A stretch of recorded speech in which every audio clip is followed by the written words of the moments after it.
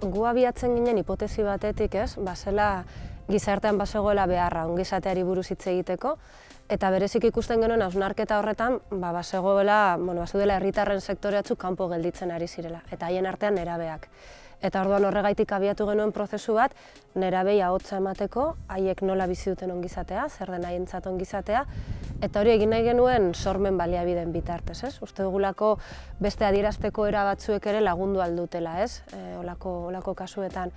Eta egia esan da, ikusita proiektua nola joan den eta proiektuaren emaitza, erabat beharrezkoa zen, ez? Marko bat sortu dugu, espazio bat, testuinguru bat, nerabek adierazi ahal izateko, fanzinen bitartez, bideojolasen bitartez, argazkilaritzaren bitartez, zer den haientzat ongizatea, zer behar duten horretarako, eta gainera aukera izan dute hori adierazteko gaian ardura duten eragile tekniko, politiko, elkartei eta oso aberatsa izan da.